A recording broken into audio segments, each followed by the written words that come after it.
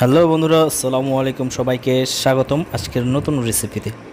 আজকে আমরা আপনাদের যে রেসিপি নিয়ে এসেছি সেটি হচ্ছে আচার, আমের আচার। একটু লেট এসেছি যেহেতু সিজন শেষ প্রায় আমের আচার দেওয়ার, কিন্তু আগামী বছরের জন্য কাজে লাগবে অবশ্যই। ইউনিক রেসিপি, একদমই নতুনভাবে আমরা আপনাদের সামনে উপস্থাপন করার চেষ্টা করেছি।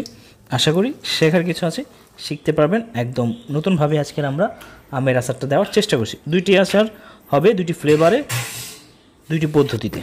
তো প্রথমে একেবারে তাজা তাজা আম আমরা গাছ থেকে কেটে নিয়ে এসেছি, ছিঁড়ে নিয়ে এসেছি, এবং এটাকে সুন্দর করে কেটে তারপর এটার উপরে যে স্কিনটা এটা প্রথমে রিমুভ করে নেব।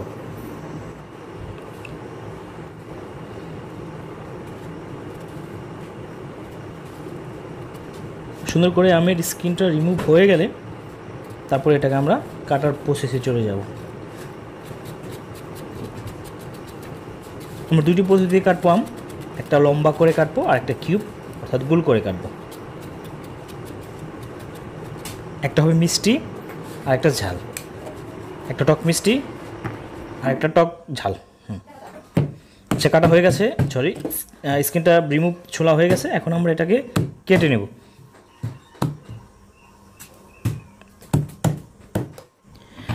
আমরা কাটার জন্য এখানে চাপাতি ব্যবহার করেছি, কারণ যে শক্ত এটা বটি দিয়ে কাটা সম্ভব না।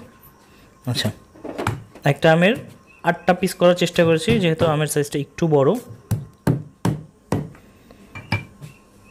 এইভাবে বাকি যে আমগুলো আছে অর্ধেক আমরা এভাবে কেটে নেব, বাকি অর্ধেক কাটবো কিউব করে।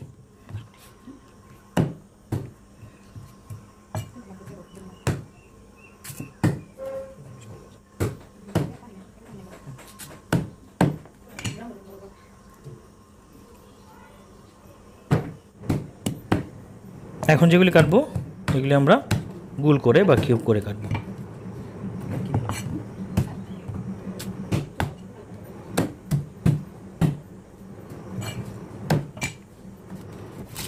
কাটা হয়ে গেলে এটা আমরা পানিতে ধুয়ে এরপরে লবণ মাখিয়ে রাখবো।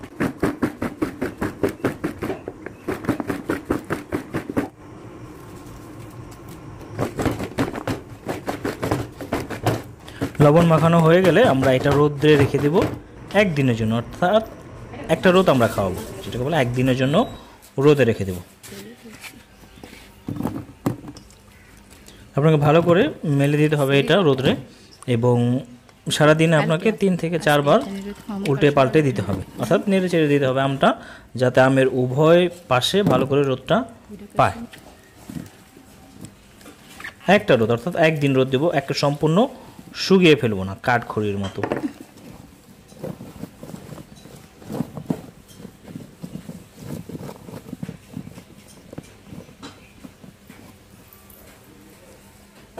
এরপরে আমরা রোদে শুকিয়ে দিয়ে আমরা চলে যাব মশলা প্রসেসিংয়ের দিকে। এটা কি কি মশলা লাগবে সেটাও আপনাদের দেখিয়ে দেব, এবং এটা কিভাবে প্রসেসিং করতে হবে সেটাও দেখাবো। আমাদের লাগবে শুকনো মরিচ, রসুন, আদা, পাঁচফোড়ন, সরিষা এবং সরিষার তেল। প্রথমে পাঁচফোড়নটা আপনাকে হালকা এরকম ভেজে এরপরে ব্লেন্ডার করে নিতে হবে। পাঁচফোড়নের সাথে দিয়ে দিবেন 3 থেকে 4টি শুকনো মরিচ।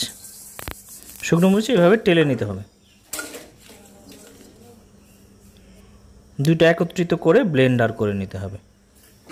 এবং বাকি যে উপকরণগুলো, এটা আমরা রসুন এবং শুকনো মরিচ বাটা, এরপরে আদা বাটা, রসুন বাটা, এবং এটা হচ্ছে আপনার সরিষা বাটা।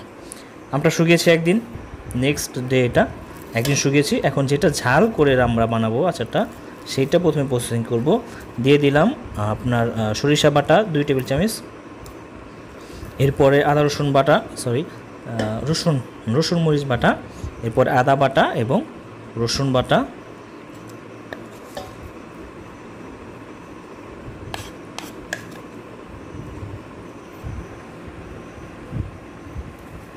পাঁচফোড়নের যে গুঁড়ো আমরা করেছিলাম সেটা, পাঁচফোড়ন গুঁড়ো।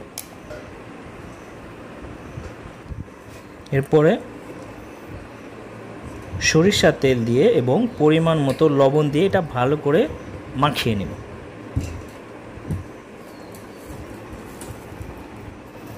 লবণ দিয়ে দেবো 2 টেবিল স্পুন।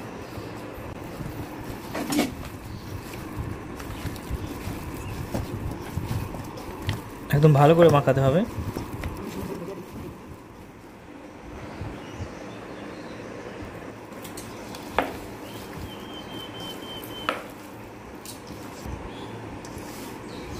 এটা মাখানো হয়ে গেলে আমরা দিয়ে দেবো রোদে।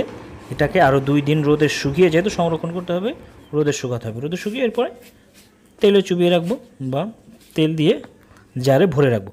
দ্বিতীয় যে আমটা, যেটা আমরা মিষ্টি করব এখন চলে যাব সেটার প্রসেসিংয়ে। প্রথমে সরিষার তেল দিয়ে দেবো একটা কড়াইতে।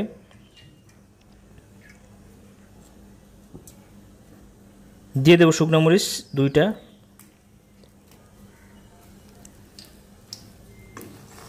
এরপরে সরিষা বাটা পরিমাণ মতো,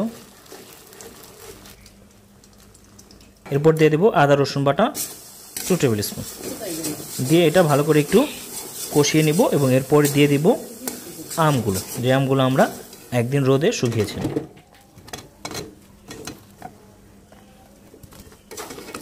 আমগুলো দিয়ে কষাতে হবে। নর্মালি আমরা তরকারি রান্না করার সময় যেমন সবজি কষাই, ওরকমই সেম প্রসেস। দিয়ে দেবো পরিমাণ মতো লবণ। তেল প্রয়োজন হলে আপনি পরবর্তীতে দিয়ে নিতে পারেন। এরপরে দিয়ে দেবো আমরা চিনি। 2 থেকে 3 মিনিট রান্না করার পরে আমরা চিনি দিয়ে দেবো। চিনি পরিমাণ মতো, আপনি যদি মিষ্টি বেশি পছন্দ করেন একটু বেশি দেবেন, কম পছন্দ করলে একটু কম দেবেন। এভাবে আপনাকে রান্না করতে হবে বা কষাতে হবে প্রায় 6 থেকে 7 মিনিট। 6 থেকে 7 মিনিট কষানোর পরে যখন হাফ হয়ে যাবে আপনার কাছে মনে হয়, তখন আপনি 5 ফোড়নের যে গুঁড়োগুলো আছে এটা দিয়ে দেবেন। গুঁড়ো দিয়ে আরও নেড়ে রান্না করতে হবে যতক্ষণ পর্যন্ত আমরা যে তেলটা দিয়েছিলাম এই তেলটা ছেড়ে না দেয়। আচ্ছা দেখেন, তেলটা কিন্তু একদম আমগুলি তেলটা ছেড়ে দিয়েছে। এখন আমাদের এটা রান্না বা কষানো হয়ে গেছে। এখন আমরা এটাকে ঢেলে একটি পাত্রে রেখে দেবো এবং এইভাবে আমরা এটা রোদ্রে শুকাবো আরও 2 দিন। তো ওইটাও 2 দিন, এটাও আমরা 2 দিন শুকাবো। 2 দিন শুকানোর পরে এরপরে জারে রাখার উপযুক্ত হয়ে যাবে বা এটা ব্যবহার করার খাওয়ার উপযুক্ত হয়ে যাবে।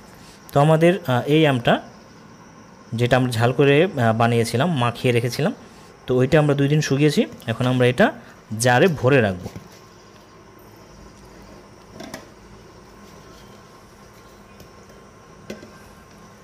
প্রথমে আপনাকে জারটাকে ভালো করে ধুয়ে এরপরে রোদ্রে শুকাতে হবে, যাতে এটা ভেতরে পানি না থাকে এক্সট্রা।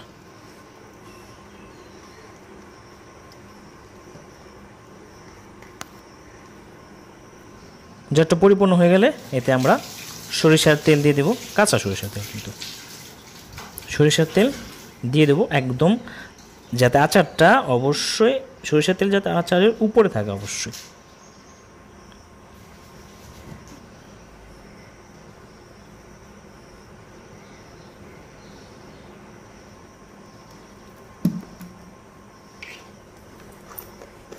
এরপর আমরা রেখে দিলাম এটা।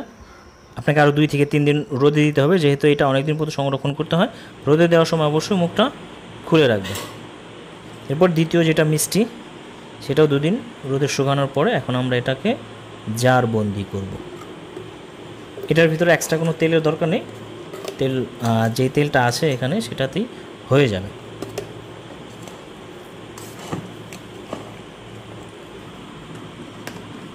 তো এই আচারটাও জারবন্দি করলে এরপরে আমরা রোদে 2 দিন শুকিয়ে এরপরে আপনি রেখে দিতে পারেন ফ্রিজে, নর্মাল ফ্রিজে, অথবা বাইরেও রাখতে পারেন, সমস্যা নেই, এটা নষ্ট হবে না।